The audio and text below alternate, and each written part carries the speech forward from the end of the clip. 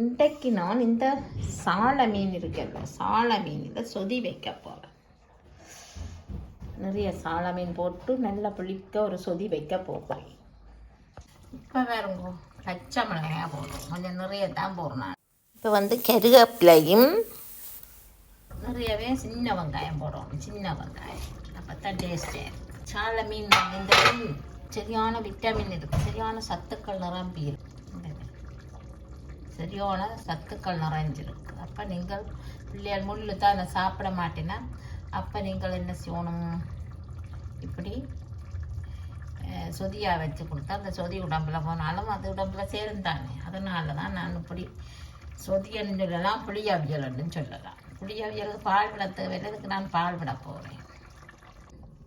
அதோட தக்காளி பழம் அதுவும் போடலாம். தக்காளி பழம் போட்டுட்டு உப்பு போடுவோம். அளவுக்கு நீங்கள் உப்பையும் கையோட போடுங்க, மீனில் சுவராட்டு அளவுக்கு உப்பு போடுங்க. அதுக்கு பிறகு பழப்புளி கொண்டு வரேன், பிசைஞ்சு பழப்புளியும் விடுவோம், பழப்புளியும் விடுவோம். அதோடு கொஞ்சம் தேசிக்காய் புளி பிழிஞ்சு வச்சுருக்கோம், தேசிக்காய் புளியும் கொஞ்சம் விடுவோம், வேணாண்டா வெடுக்கு மணக்காது. அதனால் நான் தேசிக்காய் ஒரு சொட்டு நெல்லெண்ணெய் விடுவோம், வேணாண்டா மஞ்சள் போட்டேக்க கலர் மாறாமல் இருக்கு.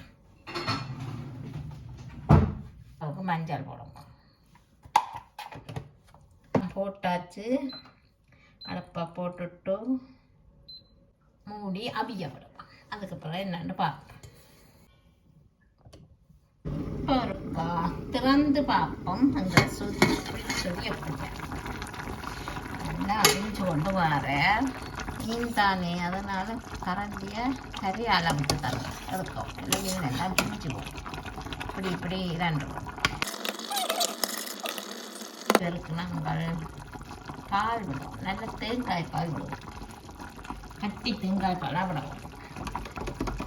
புளியில் கடைப்பட்டி பால்லாம் போடுறோம், தேங்காய் பால்லாம் பெட்டியாக வண்டியில் பால் விடுவோம். அப்படி நல்லா தேங்காய் பால் விட்டுட்டு எங்கட யாழ்ப்பாணத்து மீன் சொதி புளிச்சொதி. உப்பு பார்ப்போம், கொஞ்சம் உப்பு பார்த்துட்டு நல்லா இருக்கும். உப்பெல்லாம் கணக்கு. இதுக்கு இன்னொரு கொஞ்சம் ஒரு கொதிக்கட்டும். தேங்காய் பால் நல்ல புளிப்பாக நல்ல சுவையாக இருக்குது. கொதிக்கட்டும்.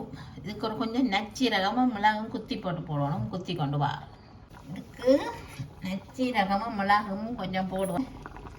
இந்த சொதிக்கு மிளகு நச்சீரகம் குத்தி போட்டு பாருங்க, இப்படி நல்லா இருக்குமான்ட்டு வேறு ஒரு சுவையத்தை. உங்களுக்கு சொதியா இன்னும் முடிய பம்பின் நேரம் வைக்க போறீங்களா, சொதி வேணுமெண்டா இன்னும் கொஞ்சம் தண்ணியை விடலாம். இது நாங்கள் மத்தியானத்துக்கு வைக்குவோம். இதோடையே தனியாக சோறு சாப்பிடலாம். இப்போ வேறுங்கோ மீன் ஒன்று எடுத்து காட்டவா, இங்கே வேறுங்கோ இந்த மீன் எப்படி இருக்குன்ட்டு. நல்லா இருக்கும் இந்த மீன், சொதிக்கு இப்படி வச்சு சாப்பிட்டீங்களான்னு. இந்த மீனில் நிறைய சத்துகள் இருக்குது, கல்சிய சத்து நிறைய இருக்குது. பிள்ளைகளுக்கு இப்படி செய்து சொதியை விட்டு இடியப்பம் கொடுத்தாலே அது சாப்பிட்டா காணும். உப்பு புளி நல்லா கொண்டு பார்ப்போமோ. நல்லா கணக்காக சூப்பராக இருக்குது. இதே போல் நீங்களும் செய்து பாருங்கள். நன்றி, வணக்கம்.